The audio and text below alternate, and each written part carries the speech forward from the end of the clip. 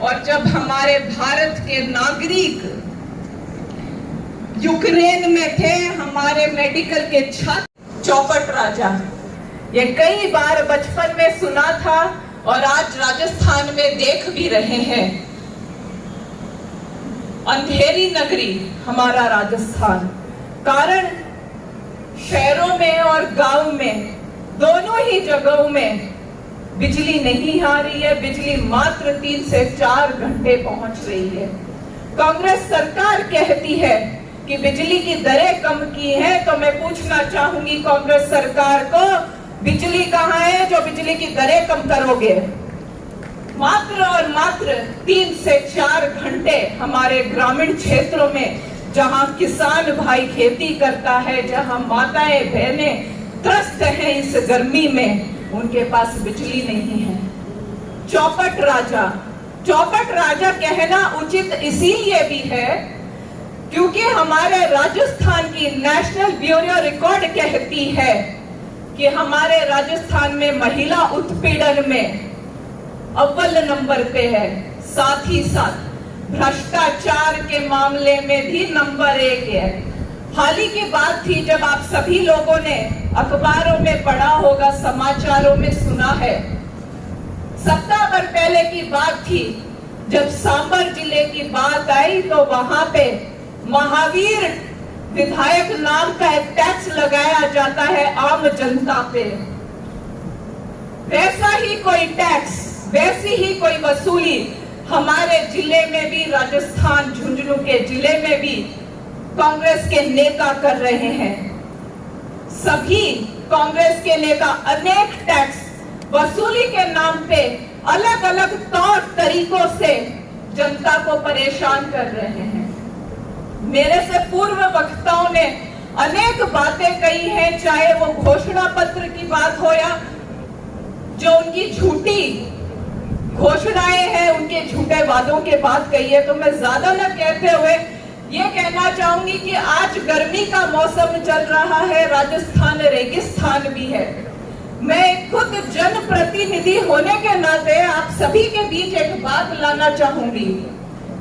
आज तो गर्मी पड़ रही है, लेकिन गर्मियों से ठीक पहले मैंने अनेक पत्र लिखे और अनेक मीटिंगों में डिपार्टमेंट को, राजस्थान की सरकार को बार बार पत्र लिखे, मीटिंगों के दौरान मुद्दे उठाए कि यहाँ की जनता साहब अब गर्मी आने वाली है, जो सूखे कुएं हैं उनके अगेंस्ट में ट्यूबवेल बनाए जाए, लेकिन सरकार के सर पे कोई रुइंग नहीं जोड़ती, कानों पे कोई रूंग नहीं हिलती। आज कांग्रेस की सरकार का ये हाल है। अभी दैया जी बता रहे थे पिलानी में 90 दिन हो गए, लोग आंदोलन कर रहे हैं, सड़कों पे बैठे हैं। तो मैं ये कहना चाहूंगी, ये पूरे झुंझुनू जिले ही नहीं बल्कि पूरे राजस्थान का यही हाल है। पूरे पानी से त्रस्त हो रखे हैं, तिराई मची हुई है। आज समाचारों में पढ़ने को मिल रहा है, जो कांग्रेस के नेता हैं, विधायक हैं, मंत्री हैं, वो अपनी विभिन्न भाषाओं से, कार्यशैली से बार बार इस्तीफा दे रहे हैं, कांग्रेस पार्टी छोड़ रहे हैं। उसका कारण आप सभी को पता है। जैसे आप लोगों को झांसा दिया, उसी प्रकार उनका हाल भी वही है। आज जब कांग्रेस के नेता ऐसी बात कहते हैं, अपनी पार्टी छोड़ रहे हैं, तो हमारे झुंझुनू की जनता और राजस्थान की जनता ने कोई झंडे नहीं पकड़ रखे कांग्रेस के, जो उन्हें आगे आने वाले, हम लोग ही नहीं है, वरन राजस्थान की संपूर्ण जनता है। और उसके प्रति अपना आक्रोश दिखाने के लिए हम यहाँ इकट्ठे हुए हैं। बहुत लोगों ने यहाँ केंद्र सरकार की चर्चाएं भी की। केंद्र की कल्याणकारी योजनाओं को बताने के लिए आदरणीय नरेंद्र भाई मोदी के नेतृत्व में 8 वर्ष जो पूरे हुए हैं, वो सब बताने के लिए तो पूरा एक दिन चाहिए। वो चर्चा हम किसी दिन फिर किसी मंच पे करेंगे। सबने कहा किसान पीड़ित है, युवा पीड़ित है, महिलाएं पीड़ित हैं। हम दूर न जाकर अपने जिले की बात अगर कर लें तो पीने के पानी का घोर संकट जो हम झेल रहे हैं आज, हमारी पिछली सरकार, भारतीय जनता पार्टी की सरकार ने पिलानी, सूरजगढ़, उदयपुर वाटी, नवलगढ़ का कुछ हिस्सा पेयजल की उपलब्धता के लिए कुंभा नहर लिफ्ट परियोजना का संपूर्ण कार्य पूरा कर लिया है। वित्तीय स्वीकृतियां भी जारी हो गई थी, वित्तीय प्रबंध भी हो गया था। बावजूद इसके 4 साल में इनकी मनसा खराब होने के कारण वो परियोजना लटकी पड़ी थी। और आपके शहर में रेल के ऊपर ओवरब्रिज जो बनना था, संपूर्ण कार्य पूरा होने के केंद्र की तमाम राशि आने के बावजूद भी आज जिस तरह धूल के गुबार वहां उठ रहे हैं, आज जिस तरह से सड़क को तोड़ डाला वहां, वो ओवरब्रिज क्या हो गया, बीरबल की खिचड़ी हो गई, बनने को ही नहीं है। 4 साल निकलने को जा रहा है। और इसी तरह एक MDR यहां स्वीकृत नहीं हुई। हमारी सड़कों की टूटी और बिखरी हालत इस बात को दिखा रही है कि 2 मंत्री होने के बाद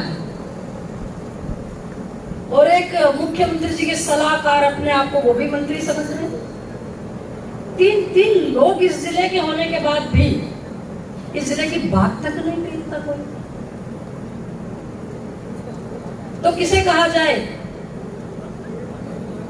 हर कोई नाराज है। सरकार तो गई निश्चित तौर पे, क्योंकि वो अपना अस्तित्व बचाने की लड़ाई लड़ रहे बेचारे। आए दिन मैं तो देखती हूँ कोई ट्वीट कर रहा, वो इनके एक मंत्री हैं साधना जी, वो ट्वीट कर रहे थे मुख्यमंत्री जी के नाम कि जो आपने एक निकम्मा विभाग मुझे दे रखा वो भी फला फला को दे दो, क्योंकि वो तो सारा कुछ ही देख रहे हैं।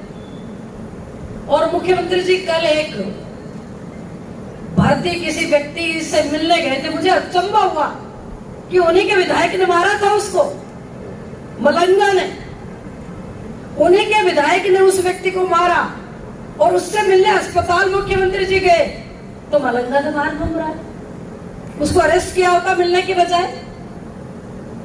पर ये सब बातें यही दिखा रही हैं कि उनको जनता से मतलब नहीं है।